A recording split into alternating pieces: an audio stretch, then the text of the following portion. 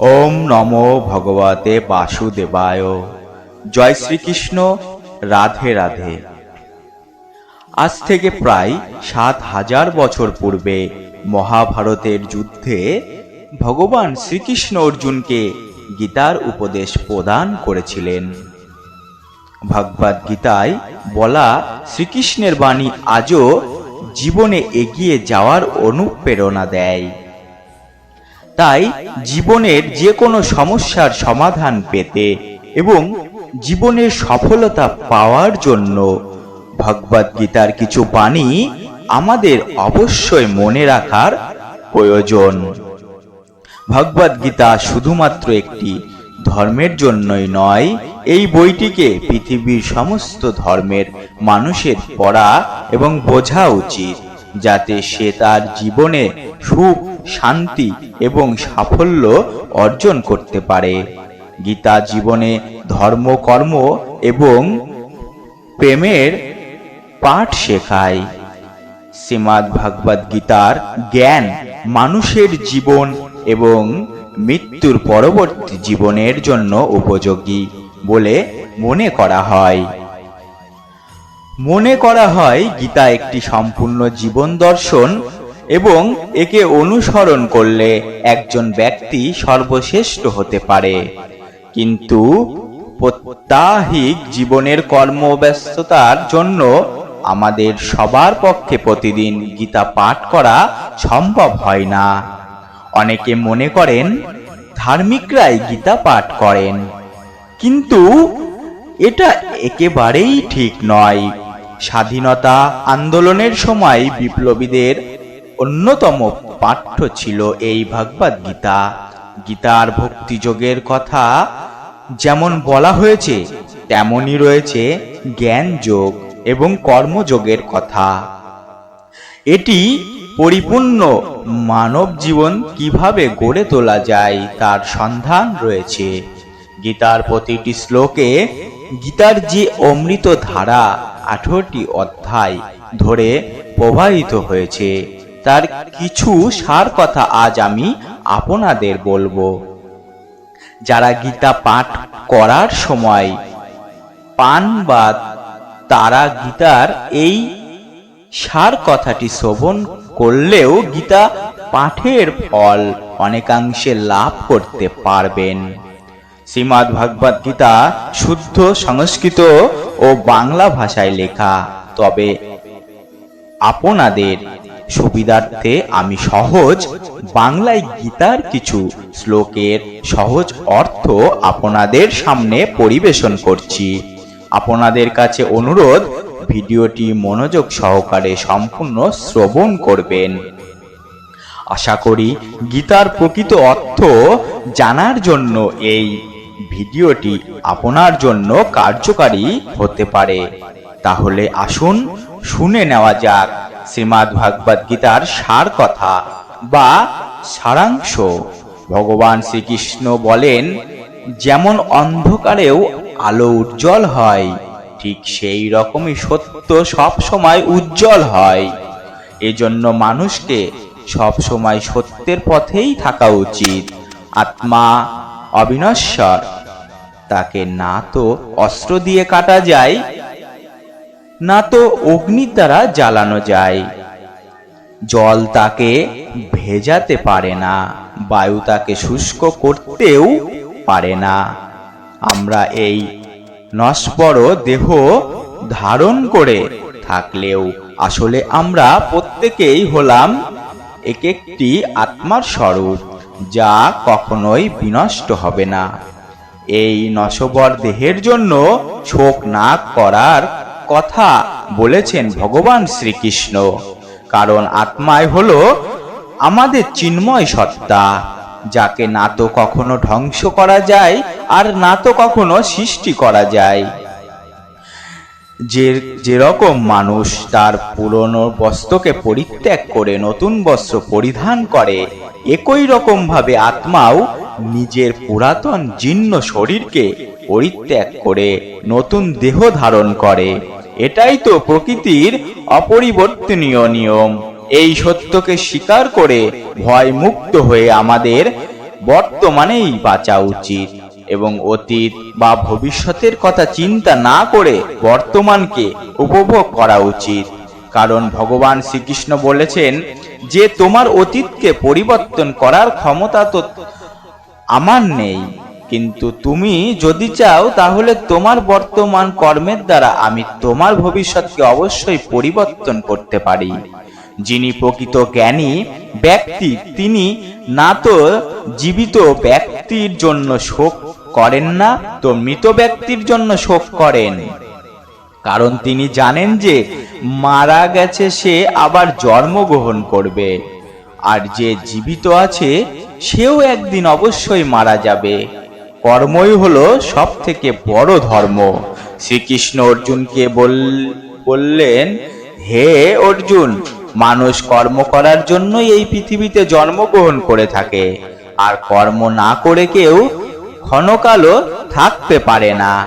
এমনকি মানুষ যখন নিদ্রায় থাকে তখনও তার মস্তিষ্ক কর্ম করতে থাকে। মানুষকে পরিণামের কথা চিন্তা না করে নিজের কর্তব্য পালন করে যাওয়া উচিত। সব সময় ভালো কর্ম করা উচিত, কারণ কর্ম এমন একটি ফসল যা মানুষকে একদিন না একদিন কাটতেই হবে। যা ঘটে গেছে তা ভালোর জন্যই ঘটেছে, আর যা ঘটবে তাও আমাদের ভালোর জন্যই ঘটবে। ভগবান আমাদের সেটা দেন না যেটা আমাদের ভালো লাগে, ভগবান আমাদের সেটাই দেন যেটা আমাদের জন্য ভালো। এই পরম সত্যকে যিনি উপলব্ধি করতে পারেন তিনি মানুষ মধ্যে সর্বোত্তম হন। সুখ দুঃখ মান অপমান লাভ ক্ষতি এই বিভিন্ন পরিস্থিতিতে তিনি অটল থাকতে পারেন। এই রকম ব্যক্তিকে ভগবদ্গীতার স্থিতপ্রজ্ঞ বলা হয়েছে। তাই হে অর্জুন, তুমি স্থিতপ্রজ্ঞ হওয়ার চেষ্টা করো। তোমার কি হারিয়ে গেছে যে তুমি কাঁদছো? তুমি কি কিছু এনেছিলে যা হারিয়ে গেছে? তুমি কি কিছু সৃষ্টি করেছো যা নষ্ট হয়ে গেছে? না তো তুমি সঙ্গে করে কিছু এনেছো, আর না তো তুমি সাথে করে কিছু নিয়ে যেতে পারবে। তুমি এ পৃথিবীতে খালি হাতেই এসেছিলে, আর তোমাকে এখান থেকে খালি হাতেই যেতে হবে। আজ তোমার বলে যা দাবি করো তা গতকাল অন্য কারো ছিল, কিন্তু আগামীকাল তা অন্য কারো হয়ে যাবে। পরিবর্তন হলো এই সংসারের নিয়ম। তুমি যেটা নিজের মনে করে মগ্ন হয়ে রয়েছো, এই প্রসঙ্গতাই তোমার দুঃখের প্রধান কারণ হয়ে দাঁড়াবে। মনে রেখো, কোনো জাগতিক বস্তুই তোমার নিজের নয়। সেটা বস্তু হোক বা ব্যক্তি, সেটা অনুভূতি হোক বা উপলব্ধি। যাকে তুমি মৃত্যু ভাবো সেটাই হলো আসল জীবন। মহাকাল তোমাকে এক মুহূর্তে কোটি লোকের অধিপত্য করে দিতে পারে, আবার এক মুহূর্তেই নিঃস্ব করে দিতে পারে। আমার ছোট বড় আপন পর এইসব অনুভূতি মন থেকে মুছে দাও, তাহলে দেখবে তুমি সবার জন্য এবং সবাই তোমার হয়ে গেছে। এই শরীর তোমার নয়, তুমিও এই শরীরের নয়। এই শরীর পৃথিবী, জল, অগ্নি, বায়ু এবং আকাশ দ্বারা সৃষ্টি, আর এগুলোতেই তুমি একদিন বিলীন হয়ে যাবে। তাহলে তুমি কে? তুমি নিজেকে ভগবানের উপর ছেড়ে দাও। তোমার জন্য এটাই সর্বোত্তম উপায়। যিনি পরমেশ্বরের সমর্থন পেয়ে যান তিনি ভয়, চিন্তা এবং সমস্ত দুঃখ কষ্ট থেকে মুক্ত হয়ে যান। শ্রীকৃষ্ণ বলেন যে সমস্যা থেকে পালিয়ে যাওয়া নতুন সমস্যাকে আমন্ত্রণ দেবারই স্বামী। জীবনের সব মুহূর্তে নতুন নতুন সমস্যার প্রতিকূলতার মুখোমুখি আমাদের হতেই হয় এবং এটাই জীবনের অটল সত্য। একজন শান্ত সমুদ্রে একজন নাবিক কখনোই দক্ষ হয়ে উঠতে পারে না। দক্ষ হওয়ার জন্য তাকে সামুদ্রিক ঝড়ের মুখোমুখি হতেই হয়। অন্ধকারের অন্ধ হয়ে যাওয়া লোক না তো নিজের দোষ দেখতে পায় আর না তো অন্যের গুণ।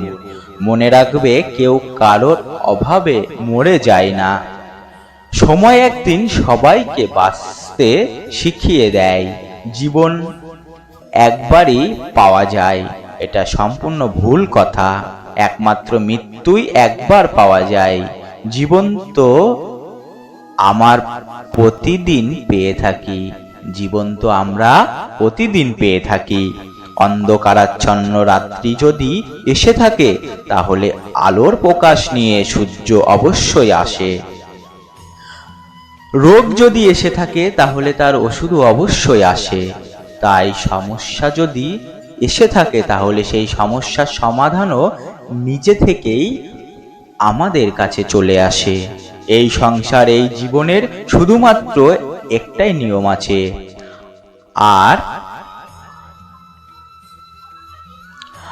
আর তা হলো এটাই, এই সংসার হলো চক্রের মতো। এখানে শাশ্বত বলে কিছু নেই, নিত্য বলে কিছু নেই। যা কিছু রয়েছে তা বদলাতে চলেছে। যদি তোমার জীবন দুঃখ থাকে, সমস্যা থাকে, যদি তুমি বিপদ দ্বারা আচ্ছন্ন থাকো, তাহলে মনে রেখো সবকিছু বদলে যেতে চলেছে। দুঃখের সময় কেঁদো না, মনকে আরো দুঃখী করে তুলো না, কারণ এখানে যা কিছুই এসেছে তার যাবার জন্য এসেছে। তাহলে এত চিন্তা কিসের? তাকে কখনো খুঁজো না যে পৃথিবীতে সব থেকে সুন্দর, বরং তাকে খোঁজা যার জন্য তোমার পৃথিবী সুন্দর হয়ে যেতে পারে। সুখ মানুষের জীবনে অহংকারের পরীক্ষা নেয়, কিন্তু দুঃখ ধৈর্য পরীক্ষা নেয়। একজন শিক্ষিত মানুষের মধ্যে মনুষ্যত্ব না থাকলে সেই শিক্ষা মূল্যহীন হয়ে যায়। যদি কেউ তোমাকে কখনো নিয়ে নামানোর চেষ্টা করে, যদি তোমাকে কখনো নিচে নামানোর চেষ্টা করে, তাহলে বুঝে নিও তুমি আগে থেকেই তার থেকে ওপরে আছো।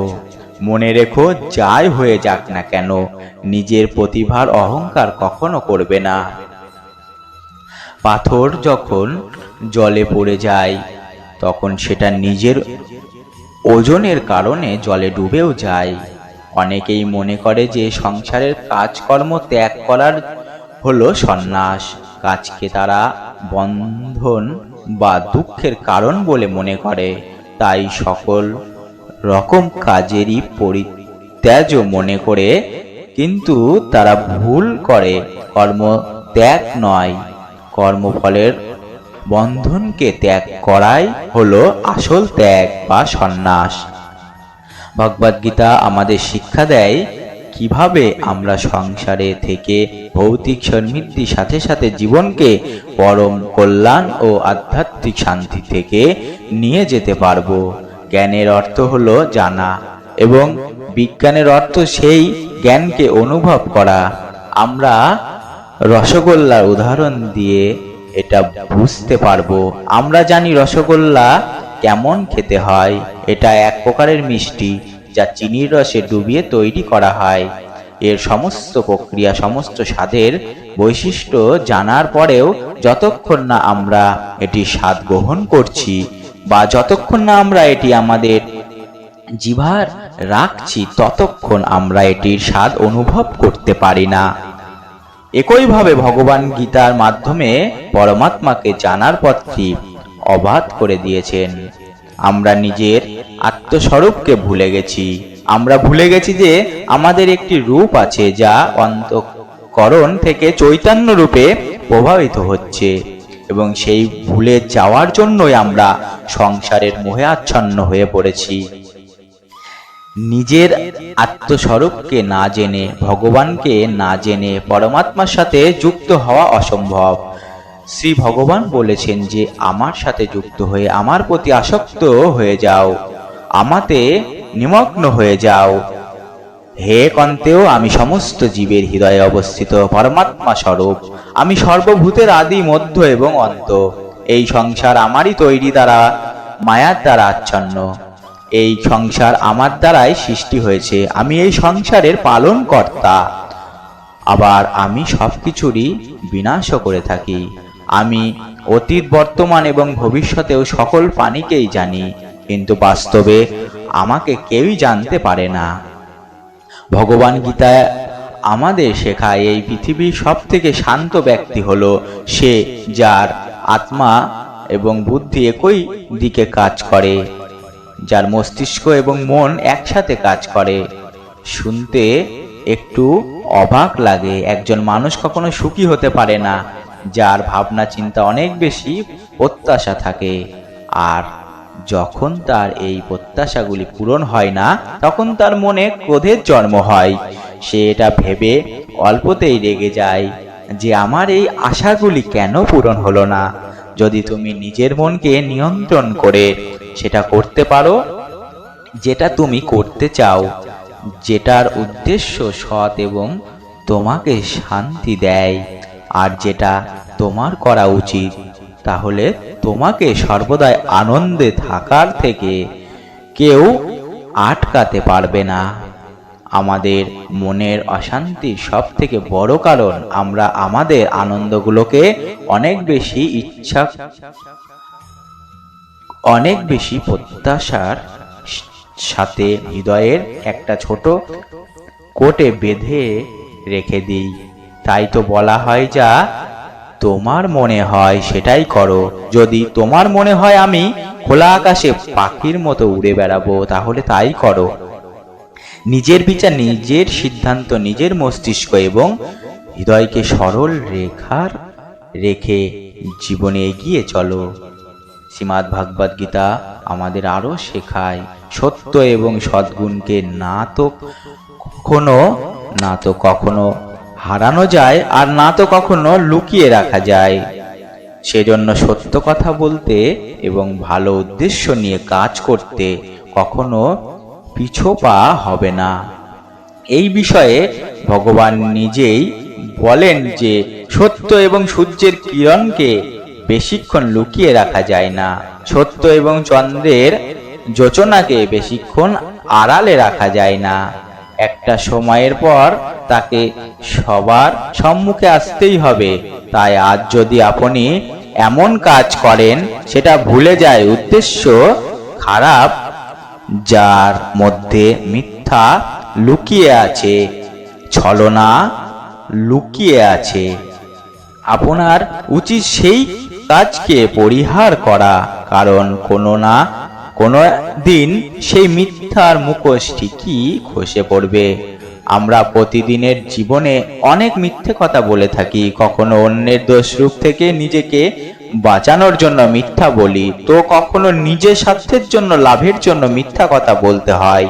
শ্রী ভগবান গীতায় এটাও বলা হয়েছে যে যদি আপনাতে এই রকম সত্য কথা বলতে হয় যাতে একজন বিপন্ন ব্যক্তি আরো বিপদগ্রস্ত হয়ে পড়েন, তাহলে এরকম সত্য কখনো ভালো হয় না। কিন্তু যদি আপনাকে কোনো পরিস্থিতিতে এই রকম মিথ্যা কথা বলতে হয় যাতে কারো ভালো হয় কিন্তু অন্য কারো ক্ষতি না করে, তাহলে একই রকম মিথ্যা কথা বলা খারাপও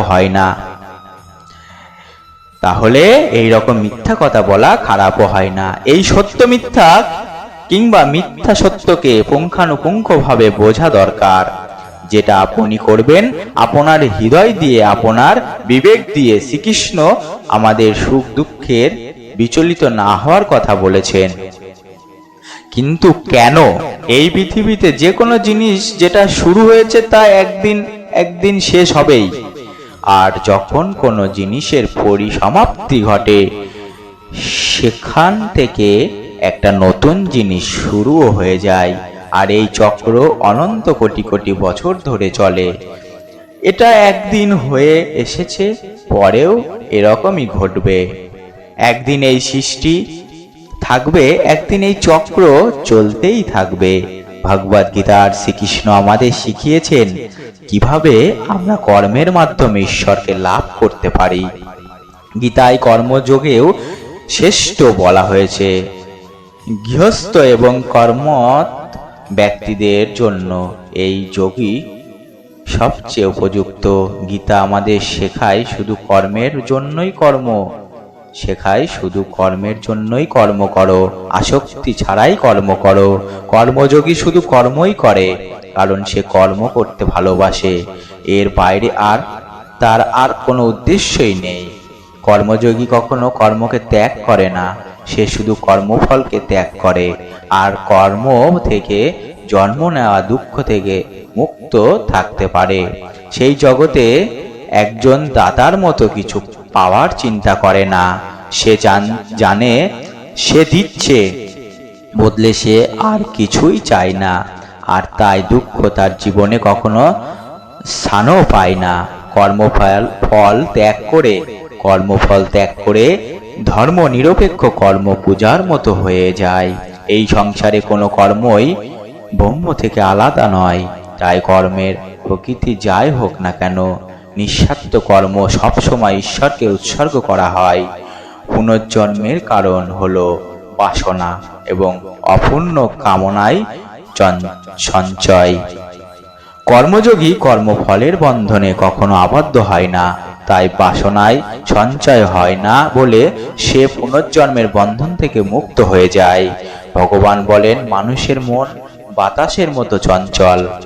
এই মনও মানুষকে কামনা বাসনার পথে নিয়ে যায়। জীবনকে সফল করতে চাইলে অবশ্যই মনকে নিয়ন্ত্রণে আনা দরকার। মন নিয়ন্ত্রণে এলে মনের শক্তি কেন্দ্রীভূত হয়, আর এতে কর্মফলতা পাওয়ার সম্ভাবনা বৃদ্ধি পায়। গীতায় বলা হয়েছে যে ব্যক্তি নিজের মনকে জয় করেছেন, সে নিজের মনের প্রয়োজনীয় চিন্তা এবং কামনা থেকে মুক্ত হয়ে যায় এবং সহজেই নিজের লক্ষ্যকে অর্জন করতে পারে। যদি তুমি মনকে নিয়ন্ত্রণ করতে না পারো, তবে এই মনই তোমার সব থেকে বড় শত্রু হয়ে দাঁড়াবে। ভগবান শ্রীকৃষ্ণ বলেন, যে ব্যক্তি সুখ দুঃখের সমান থাকে, যার মোহ ভয় এবং রাগ নষ্ট হয়ে গেছে, সে এই জগতে সব থেকে সুখী মানুষ। সে সর্বদা জ্ঞান এবং পরমাত্মাকে লাভ করে সদা সত্যই থাকে। মানুষের রাগ তাকে নরকের দিকে টেনে নিয়ে যায়।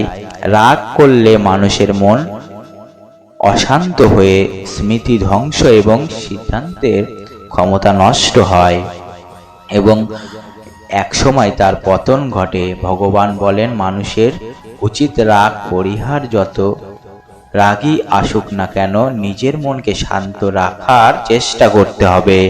ভগবান বলেন, যেমন সমুদ্র তার অবস্থানে স্থিত থাকেন, প্রবল ঝড় বা নদীর জলধারা প্রবাহিত হলেও সে নিজের সীমা ছাড়ায় না, তেমনি আত্মা এবং পরমাত্মার প্রকৃত স্থির এবং অপরিবর্তনীয় স্থিতপ্রজ্ঞ যোগীর অবস্থা সর্বদা অটল থাকে। সবচেয়ে বড় সুখ কিংবা গভীরতম দুঃখ তাকে একটুও বিচলিত করতে পারে না। এমন মানুষ চিরকাল পরমাত্মার মধ্যে স্থিত থাকে, অটল থাকে। যে মানুষ সমস্ত কামনা ত্যাগ করে মমত্ব অহংকার থেকে মুক্ত হয়ে কোনো প্রতিক্রিয়া ছাড়াই জীবনযাপন করে, সেই মানুষই প্রকৃত শান্তি লাভ করে। যেমন আলো অন্ধকারের মাঝে ঝলমল করে, ঠিক তেমনি সত্য সর্বদা নিজের গৌরবে উজ্জ্বল হয়ে থাকে। সত্য নিজেকে কখনো প্রমাণ করতে চায় না, কিন্তু মিথ্যা বারবার নিজেকে সত্য বলে দাবি করে। এই পৃথিবীতে কেউ জন্ম থেকেই মহান নয়, তার কর্মই তাকে মহান করে তোলে। সঠিক কর্ম মানে হলো সেই কর্ম যার উদ্দেশ্য সর্বদা সৎ হয়। যে শ্রেষ্ঠ মানুষরা আদর্শ আচরণ করে, সাধারণ মানুষ তাকেই অনুসরণ করে থাকে। তারা যা প্রমাণ রাখে, মানুষ সেই পথকেই সঠিক বলে ধরে নেয়। তাই উত্তম চরিত্রের মানুষদের সর্বদা ভালো আচরণ করা উচিত। যে মানুষ ঈশ্বরে বিশ্বাস রাখে না, সে জীবনে কখনোই সুখ, শান্তি এবং সফলতা পায় না। এমন মানুষের বুদ্ধিভ্রষ্ট হয়ে যায়, তারা সংসার ও পরলোক সব কিছুকে ভুলভাবে